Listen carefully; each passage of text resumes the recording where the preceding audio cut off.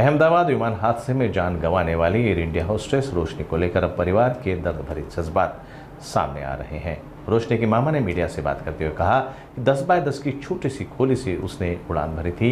सपना था air hostess बनने का और वो सपना पूरा भी हुआ, लेकिन किस्मत ने साथ नहीं दिया।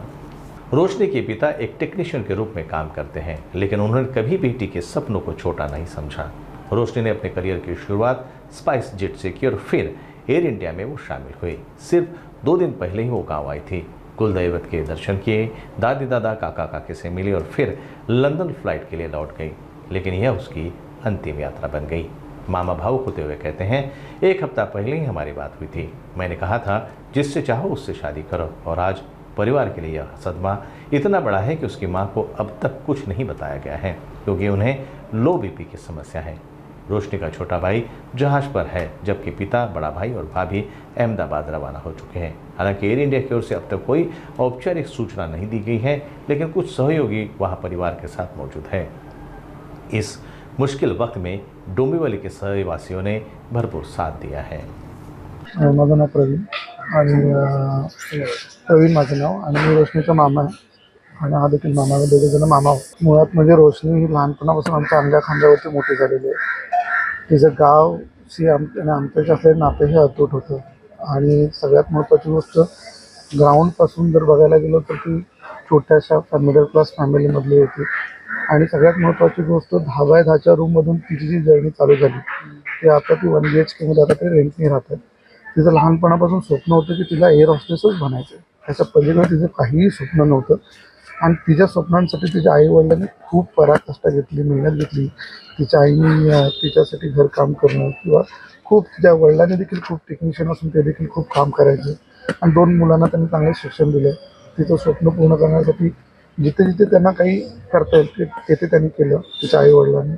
आम्ही मामांनी देखील तिच्यासाठी तिचं स्वप्न पूर्ण करावं त्यासाठी आम्ही देखील तिला खूप काही सहकार्य केलं आणि हे सहकार्य झाल्यानंतर ती ज्यावेळेस याच्यामध्ये रुजू झाली तर सगळ्यात आनंद तिला होता, कारण तिला ती फील्ड खूप महत्त्वाची होती, तिला ते करायचंच होतं आणि तिचं ते स्वप्न तिने पूर्ण केलं। स्पाइस जेटमध्ये होती ती पहिले 2-3 वर्ष, त्याच्यानंतर एअर इंडियामध्ये 2 वर्ष झाले आता रुजू झालेली। काल ज्यावेळी ती फ्लाईटला निघाली होती त्यावेळी घरच्यांशी काही बोलणं झालं होतं, त्यांनी रुटीनमध्ये त्याचं फ्लाईट होतं की 2 दिवसापूर्वी ती गावी आलेली आणि 2 दिवसापूर्वी गावी येऊन गावचं आमचे कुलदैवत असेल किंवा सगळ्यांना आजी आजोबा तिकडचे आई बाबा सगळ्यांना भेटणं वगैरे झालं तिथे 2 दिवसापूर्वी गावी आलेली।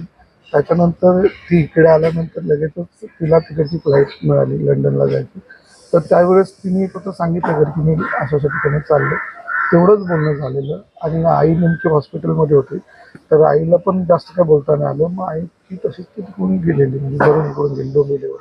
नाही असं काही लग्न वगैरे काय असं ठरलं नव्हतं। आम्ही प्रयत्न करत होतो की तिचं बाबा आता वयामध्ये होतं 28मध्ये, तर 1 आठवड्यापूर्वीच माझं आणि तिचं बोलणं पण झालेलं। तर तिला मी सांगितलेलं की तुला जे आवडत असेल ते आपण करू, तुझ्या आवडीच्या पलीकडे आपण काहीच करणार नाही, मग तू जे बोलशील तसंच होईल, इथपर्यंत माझं बोलणं झालं तिच्याशी। आता करंट कंडिशन अशी आहे की घरी तिचे आम्ही 2 मामा, त्यानंतर मामा आहेत, सगळ्या सोबतच आमचं पूर्ण कुटुंब इकडे आलेलं आहे। आत्ता तिच्या आईला आम्ही काहीच सांगितलेलं नाही, कारण की तिला लो बीपीचा त्रास आहे आणि आता जर आम्ही तिला सांगितलं तर खूप भयानक परिस्थिती होऊन जाईल, परत हे सगळं हँडल करताना कुठेतरी मुश्किल होऊन जाते, त्यामुळे तिला अजूनपर्यंत आम्ही काही सांगितलं नाही आहे। पण बाकी ओव्हरऑल सगळ्यांना माहिती आहे की काय घटना घडली। तिचा छोटा भाऊ आहे, तो ह्याच्यामध्ये आहे, शिपवरती आहे, तर तो देखील आता तिच्या वडिलांसोबत गेला तिकडे सोबत। आमची मोठी वहिनी पण तिकडेच आहे, एक लेडीज पाहिजे म्हणून आम्ही आमची मोठी वहिनी पण तिथे पाठवले। फॅमिली आहे तिथे पूर्णपणे आणि कंटिन्युअसली टचमध्ये आम्ही आहोत। आणि सगळ्यात महत्त्वाची गोष्ट इथे आम्ही डोंबिवलीमध्ये असताना आम्हाला इथल्या खूप लोकांनी सहकार्य केलं, कारण मुंबईसारख्या ठिकाणी राहताना आजूबाजूला काय घडलेलं कोण आपल्याला येत पण नाही बघायला।